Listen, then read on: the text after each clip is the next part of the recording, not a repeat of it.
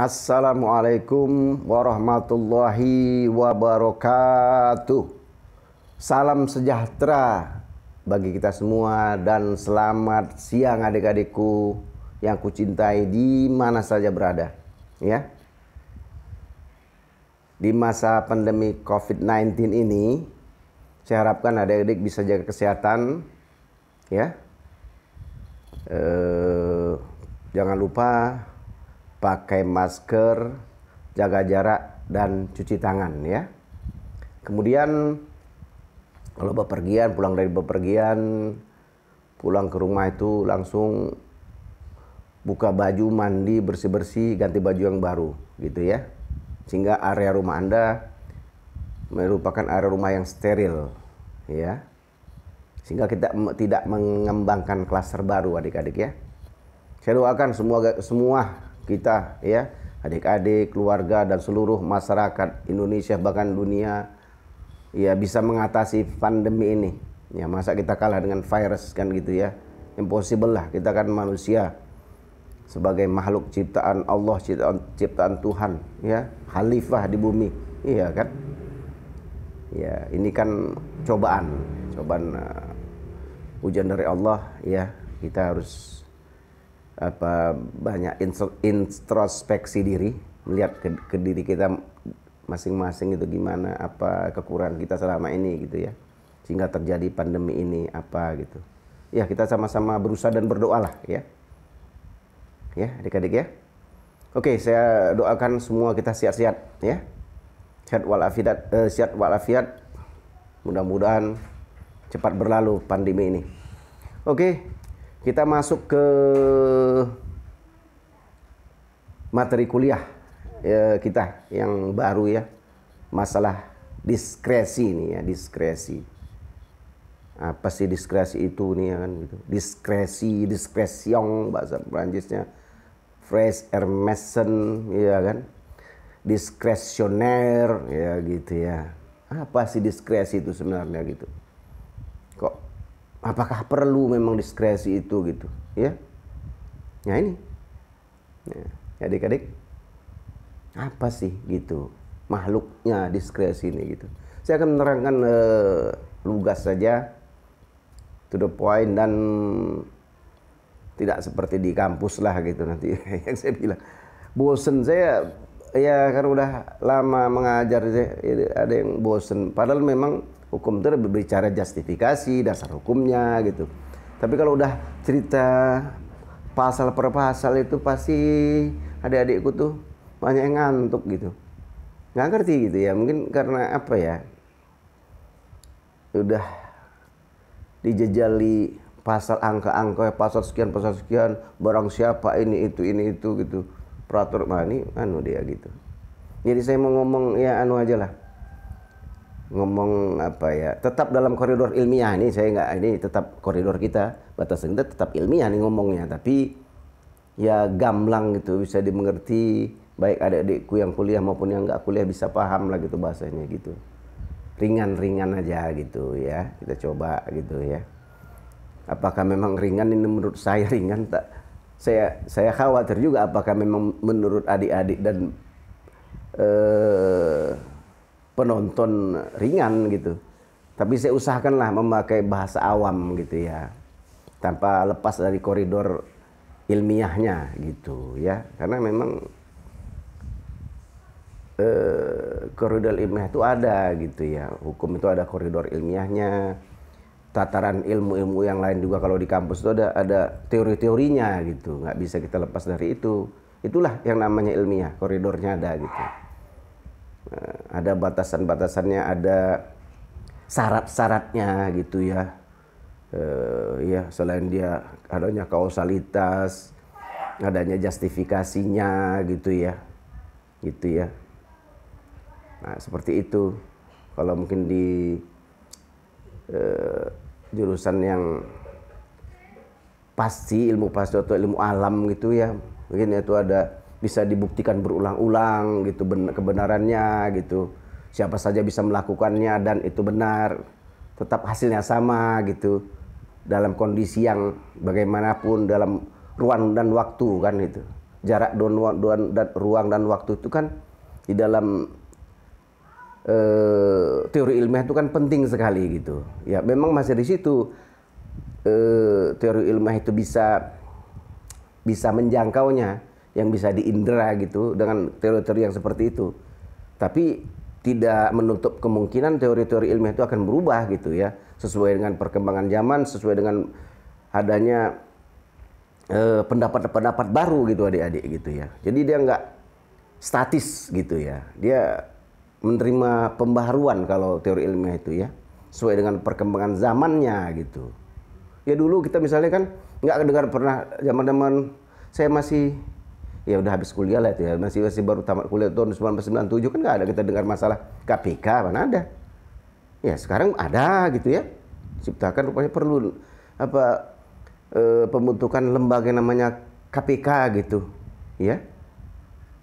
Terus ada badan misalnya Mahkamah Konstitusi misalnya, dulu kan nggak ada itu gitu ya. Terus sekarang ada gitu, kan berkembang deh gitu ya. Dulu masa saya kuliah dulu pemilihan, masa Orde Baru dulu pemilihan melalui perwakilan, ya kan? Presiden itu dipilih oleh perwakilan DPR gitu, nggak langsung gitu. Sekarang langsung kan.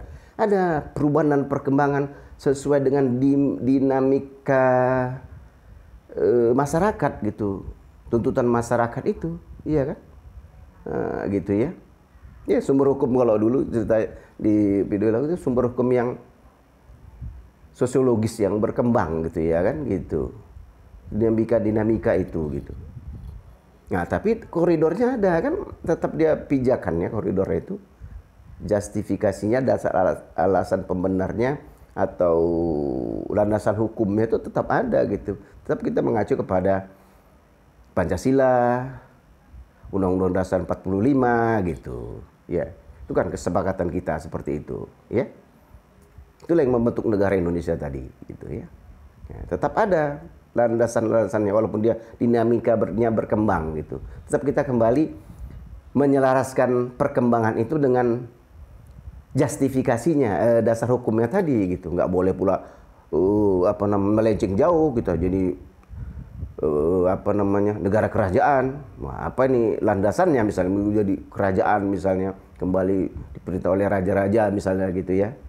Nah itu ya nggak bisa terus, itu ada aturannya. Kita kan pegang falsafah negara tadi, Pancasila dan Undang-Undang Dasar 45 yang sudah diamandemen. Itu kan kesepakatan juga kita amandemen karena memang terlalu simpel sekali pasal yang 37 pasal dulu itu gitu ya.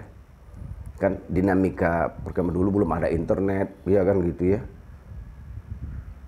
Kejahatan internet nggak ada, itu cuma kalau nggak diatur misalnya undang-undang IT misalnya nggak ada, wah kacau lah kan gitu. Karena memang dia berkembang hukum itu sesuai dengan dinamika masyarakat. Hukum itu kan bukan diletakkan di tempat yang kosong gitu adik-adik ya.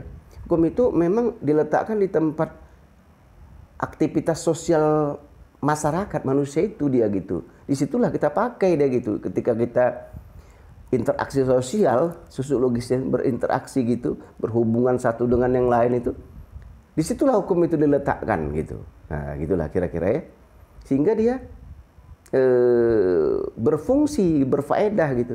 Kalau diletakkan di tempat yang kosong tuh apa, nggak ada manusianya misalnya gitu. Kita tetap kenal hukum di bulan misalnya, kita anggaplah misalnya di bulan atau di planet yang belum ada penghuninya gitu, yang belum pernah ada ke sana, di planet Pluto lah misalnya, belum ada pernah kita ke sana, kita letakkanlah suatu aturan hukum di situ.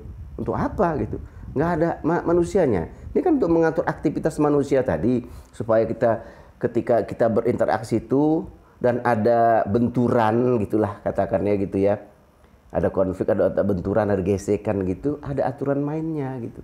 Orang hukum itu kan rule of the game, seperti video yang lalu tadi ya, seperti main bola tadi kan, aturan main, iya kan, aturan main gitu ya, adik-adik.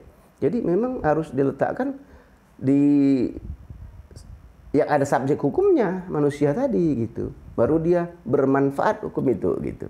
Kalau di Pluto sana nggak ada manusianya, kita ada aturan misalnya jual beli, untuk apa gitu kan? Nggak usah kan itu, kita bangun aja perumahan di Pluto, manusia belum ada ke sana gitu misalnya kan gitu ya, nggak ada yang mau tinggal di sana, dan kondisi alam juga tidak memungkinkan gitu misalnya. Kita mau tinggal seperti ini, seperti di dunia misalnya, ya kan nggak bisa gitu kan. Nggak ada gunanya kita letakkan hukum di sana gitu. Ya, gitu ya Dede. Oke lah, kita kembali ke poin krusial kita tadi, masa diskresi ya, diskresion ya. Yaitu artinya aturan kebijaksanaan gitu. Kenapa perlu kebijaksanaan?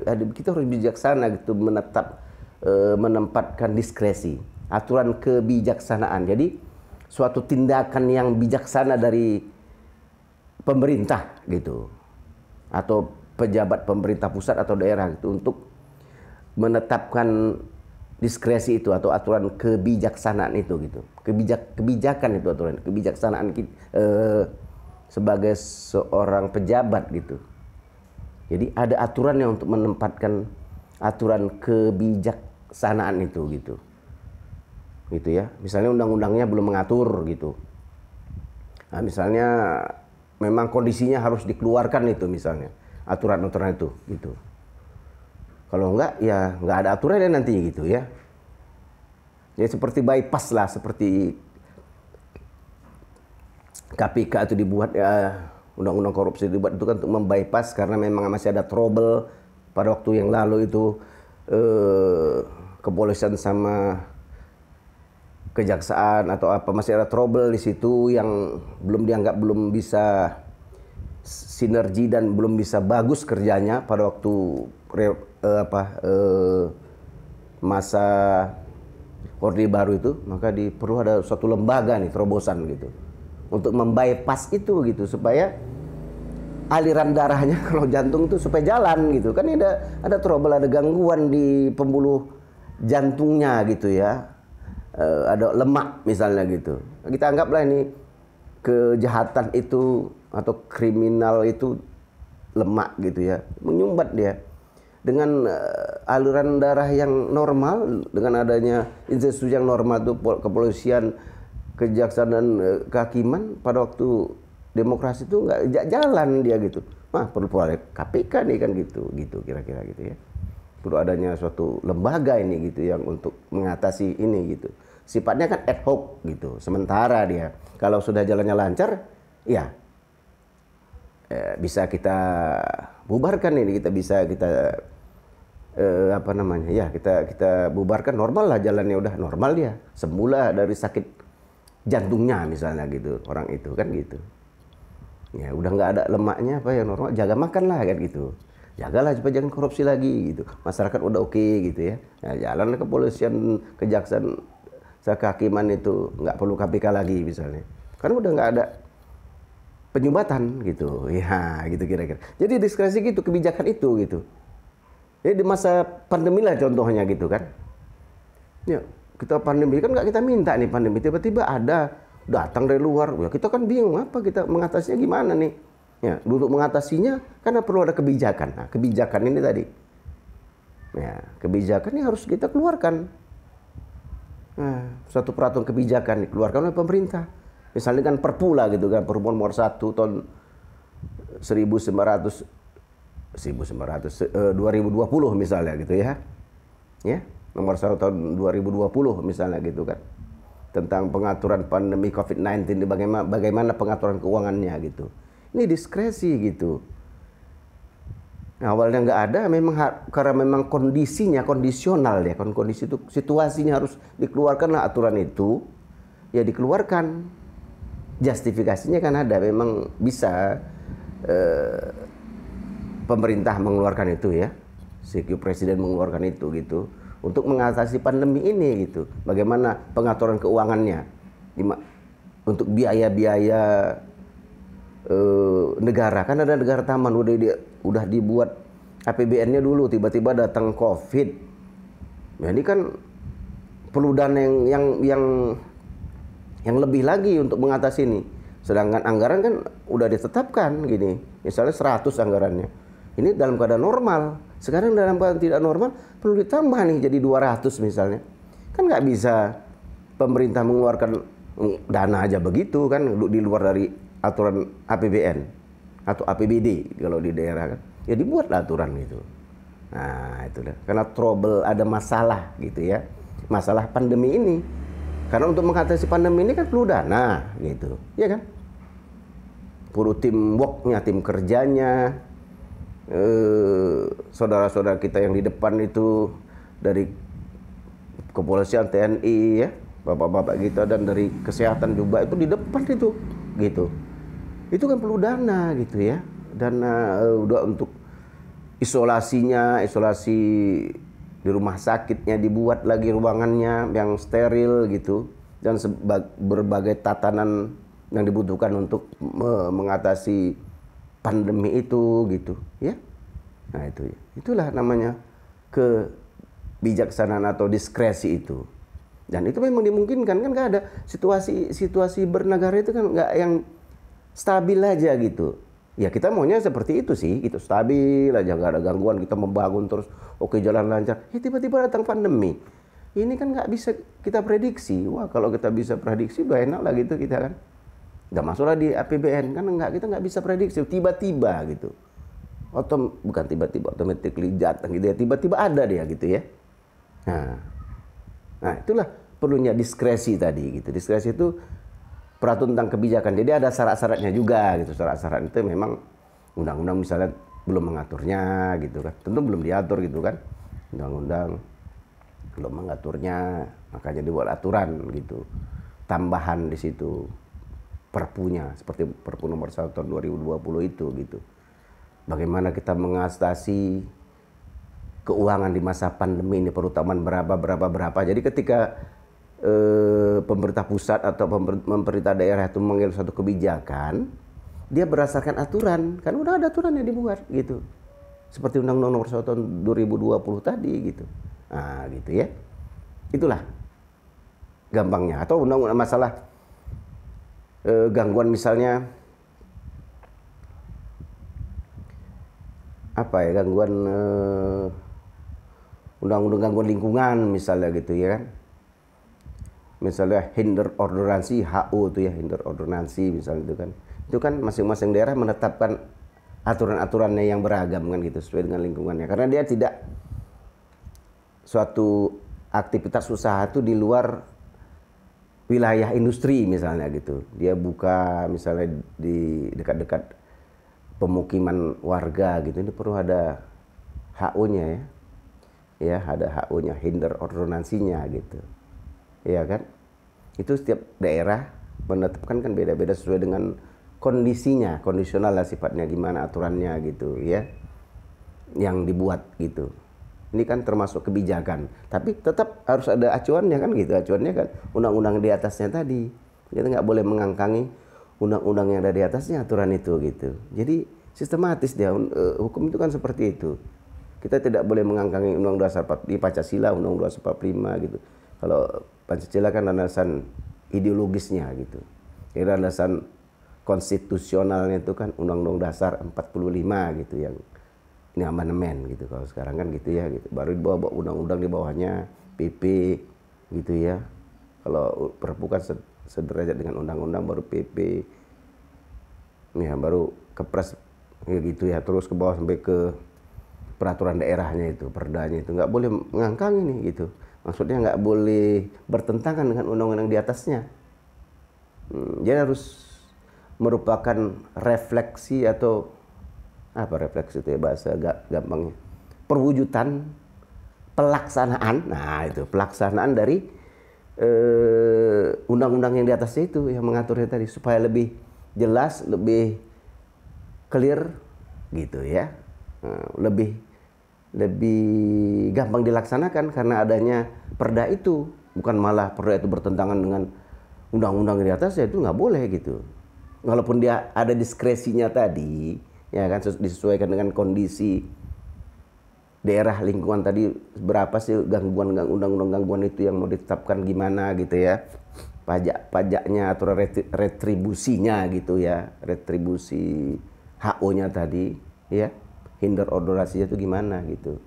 Itu ya nggak boleh bertentangan dengan undang-undang di atasnya. Dia harus bermuara dari situ dan malah menyederhanakan aturan-aturan itu gitu. Jadi orang jadi tambah jelas gitu, lebih tambah tambah gampang merealisasikannya gitu. Jangan pula perda itu malah bertentangan dengan yang undang-undang di atasnya, itu nggak boleh gitu.